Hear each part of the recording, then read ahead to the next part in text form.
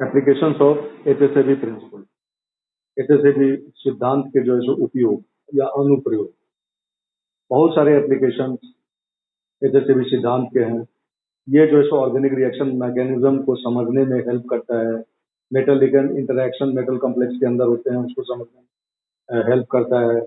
Metallurgy में ओर processing कैसे होती है, धातुओं की प्रोसेसिंग कैसे होती है, खनिज की प्रोसेसिंग कैसी होती है, उसको समझने में ये हेल्प करता है। क्वालिटेटिव एनालिसिस में प्रेसिपिटेशन अवक्षेपण को समझाने में ये हेल्प करता है। जैसे पहला अगर हम देखें हाइड्रोजन बॉन्डिंग, हाइड्रोजन बॉन्डिंग को ये समझाने में जो है सो ये उपयोगी। देखते हैं कि स्ट्रॉन्ग हाइड्रोजन बॉन्डिंग संभव है वाटर, NH3 और HF, क्योंकि इसमें डोनर एटम जो है, दाता परमाणु जो होता है वो फ्लोरीन, ऑक्सीजन और नाइट्रोजन, ये हार्ड लेविस बेसेस लुईस क्षार है, हार्ड लुईस क्षार, कठोर लुईस क्षार, and their interaction with partially positive charge H। कि भाई इसमें जो है सो FO और N का जो इंटरैक्शन है ऑक्सीजन के साथ इंटरैक्शन होता है, जिसमें पार्शियल पॉजिटिव चार्ज H के पास रहता है, तो H इज हार्ड AC और ये जो है स्ट्रॉन्गर होता है। मतलब स्ट्रॉन्गर हाइड्रोजन बॉन्ड संभव होता है H2O में, NH3, HF में, क्योंकि यहाँ पे क्या है, हार्ड हार्ड कॉम्बिनेशन होगा, तो हमारा हाइड्रोजन बॉन्डिंग जो है सो स्ट्रॉन्गर होता है। इसी तरह से सेकंड है linkage of ambidentate ligands to metal.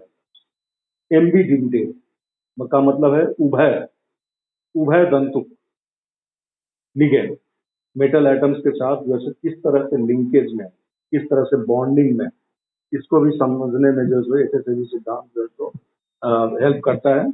और इसका जो है सो एक बड़ा एप्लीकेशन है जो है सो linkage of ambidentate ligands to metal atoms को समझाना।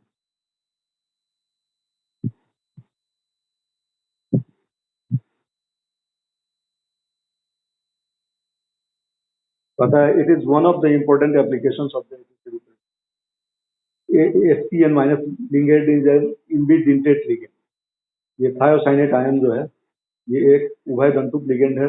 ये एस के तरफ से भी मेटल को बॉन्ड कर सकता है और नाइट्रोजन के तरफ भी जो है सो मेटल के साथ बॉन्डिंग होती है। एस के तरफ से होता है तो NHCN और नाइट्रोजन के तरफ से होता है तो M से NCS, इस तरह की बॉन्डिंग होती है। और अगर M के तरफ से मतलब S के तरफ से अगर बॉन्डिंग है मेटल की, तो उसको हम थायोसाइनेट लिगेंड के नाम से जानते हैं। और अगर N के तरफ से अगर बॉन्डिंग है तो वो आइसोथाइनेट के नाम से हम जानते हैं। The choice among S bound और N bound is decided by soft और hard base behavior। अब ये जो S bound हो या N bound है मेटल के साथ, तो ये सॉफ्ट और हार्ड एसिड बेस बिहेवियर के द्वारा डिसाइड किया जाता है। इसका चॉइस रहता है कि भाई S की तरफ से बाउंड होगा या N की तरफ। कहते हैं कि S is comparatively soft base than nitrogen atom. S क्या है, सॉफ्ट बेस है नाइट्रोजन एटम के रिस्पेक्ट में। Hence, soft metals are S bound, while hard metals are nitrogen bound। Soft metal जो है सो S के तरफ से बाउंड होगा और हार्ड मेटल जो है वो नाइट्रोजन की तरफ से बाउंड होगा। तो first SCN minus bonds through sulfur atom soft base when bonded to platinum 2 plus soft base। मतलब thiocyanate ion bonds sulphur atom के द्वारा सॉफ्ट बेस के जैसे ये बॉन्ड होता है किसके, तो प्लेटिनम 2 प्लस आयन के साथ, एक सॉफ्ट एसिड है। इसी तरह से जो है सो नाइट्रोजन के द्वारा जो है सो बॉन्डिंग होती है, या क्रोमियम 3 प्लस आयन के साथ अगर इसकी बॉन्डिंग करें तो नाइट्रोजन की तरफ से जो है सो बॉन्डिंग होती है इसकी जो है Cr3 प्लस के साथ। इसी तरह से when Fe3 plus reacts with HCN minus, a bright red FeHCN plus ion is formed। जब Fe2 प्लस थायोसाइनेट आयन के साथ रिएक्ट होता है तो एक bright red FeHCN plus ion form होता है। और अगर Cr3+ अगर फॉर्म करता है तो कॉम्प्लेक्स का जो फॉर्मेशन होता है वो Cr2+ आयन फॉर्म करता है, क्योंकि Fe2+ जो है सो सॉफ्ट एसिड है, तो ये सॉफ्ट बेस के साथ कंबाइन करेगा, तो इसीलिए एस के तरफ से बॉन्डिंग होती है। Cr3+ आयन जो है सो ये हार्ड एसिड है, तो ये NCS के तरफ से, जैसे नाइट्रोजन की तरफ से इसकी बॉन्डिंग होती है, क्योंकि ये हार्ड बेस के द्वारा जो है सो बाइंडिंग होगी। तो reason Fe2+ is a borderline acid and it is bound, whereas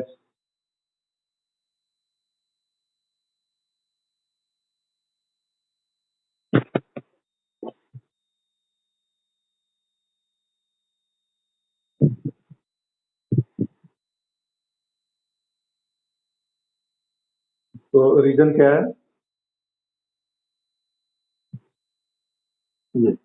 ये Fe2+ क्या है, बॉर्डर लाइन एसिड है, इसलिए एस बाउंड होगा। Cr3+ हार्ड एसिड है, इसलिए एन बाउंड होगा। इसी तरह से अगर हम इस पे देखें नेक्स्ट CH3 NCH2CF2, उसमें जो बॉन्ड होगी bound to BF3 through N, whereas it would bond to BH3 through P। N के तरफ से अगर बॉन्डिंग होगी तो BF3 क्या है, हार्ड एसिड है, और N जो है सो हार्ड बेस की तरफ से होगा। और इसी तरह से जो है सो BH3 के थ्रू अगर बॉन्डिंग होती है तो BH3 एक सॉफ्ट एसिड है, और P जो है सो सॉफ्ट बेस के जैसे है, तो P के तरफ से उसकी bonding. BF3 is a hard acid and prefers to bind with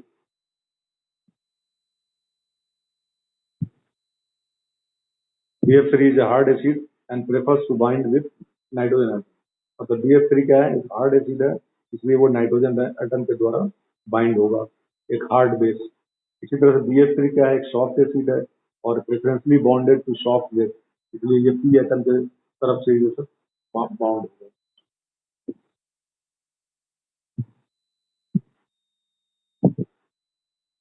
symbiotic effect, सहजीवन प्रभाव। कहता है कि hard soft character of the metal ion is altered by the other groups attached, it is referred to as a symbiotic effect. कहता है कि hard soft character metal का जो है सो ये बदला जा सकता है ग्रुप्स इस तरह के अटैच, इसी को हम सिम्बायोटिक प्रभाव या सहजीवन प्रभाव। फॉर एग्जाम्पल,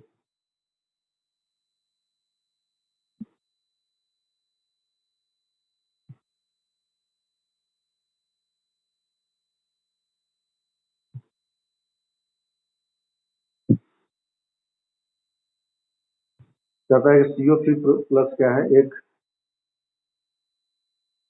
हार्ड एसिड है, तो ये जो है सो end is expected to make the bond with HCN- through N atom.